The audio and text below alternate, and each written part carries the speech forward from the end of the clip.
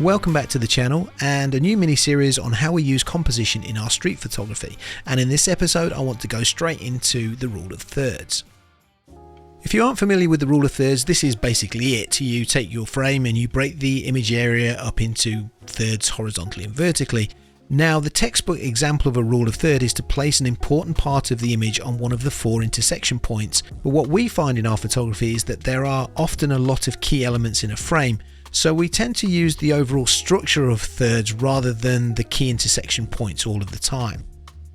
Here Sarah has perfectly placed the kid in the frame. He sits on the bottom left intersection point, and the bins in the background, which add some colour harmony to the frame, all sit on the top third of the frame. In this image from London, I've placed the subject's face on the top right intersection point. By doing this, I've given him some importance and some dominance within the frame. Generally speaking, the higher up you place the figure within the frame, the more dominance they will have within the frame. You can add a lot of strength to somebody's character by doing this.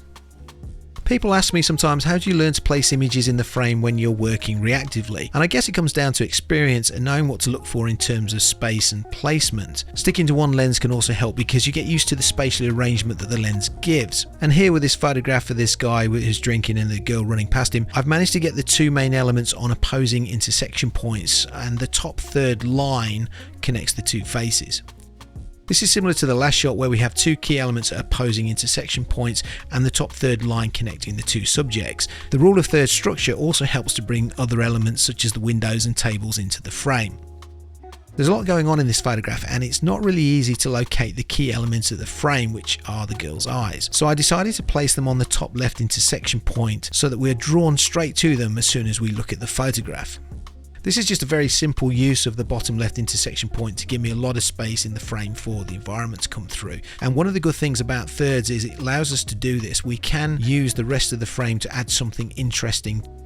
This is a little more complex in terms of structure as we have a lot going on within the frame. I've chosen to place the woman with the buggy on a key intersection point. The vertical line on the left runs up her body, which is also good, and then the horizontal line which intersects at her head then moves across the frame and brings in the family group, and the second vertical line on the right hand side of the frame runs up the dominant boy in the frame. So even though there are a lot of things going on in the image and things aren't perfectly aligned, you can see where the structure is within the frame. Here I've managed to get the key element of the frame on that top left intersection point again, and the young kid sits on the right hand vertical third. So again, it works very well within this compositional concept. This is just a simple placement on the third of the frame, as her shape and everything is quite dominant in the composition already. This is another good example of thirds being used to allow space in the frame to include the environment and also to give some energy to the composition. She's kind of moving through the frame because of her position. If I'd placed her in the center of the frame, it would have looked a little bit clumsy and we wouldn't have got that left to right energy that we're looking at.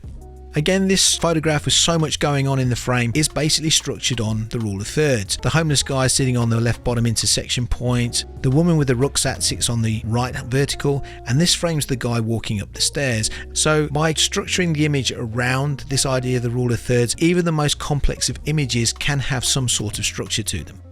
This is a simple placement to tell more of the story. Most of the frame is taken up with other things, the rain, the people running through, the shop windows. The main figure sits on the right vertical and the 2 kids sit on the bottom horizontal. So in terms of position, it's pretty much spot on.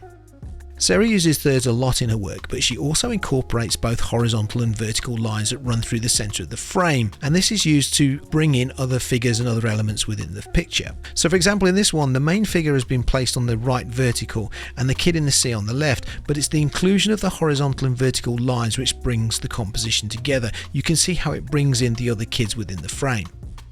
This is just a sublime use of thirds. It's quite a complex composition, but once you break it down, you can actually see the cleverness within it. The kid in the background on the top left intersection point, the tennis ball moving towards him on that top horizontal line, the kid in the camouflage is connected by the vertical line on the left, and the woman in glasses by the bottom horizontal. When we bring in the horizontal and vertical center lines, we can start to see the real cleverness in the composition. The woman is now in the center of the frame, the hills are on the horizontal line, the tennis ball you can see now is perfectly positioned, and if we go a stage further and divide those thirds up into sixths, you can see that the kid with the red shorts is perfectly positioned and balances the red on the other side of the frame. Here we've got two sets of figures with umbrellas sitting on thirds, but when we add in the center lines, we can see that Sarah has positioned the remaining figures along those lines. The main structure of this image is based on thirds, with the swimmer to the right sitting on that right hand third intersection point, and yet her arm follows the top third horizontal. The figure on the beach sits on the bottom left intersection point, but if we run a diagonal through the image, we can get a sense of how this image comes together, and diagonals is something we will look at in detail in a future video.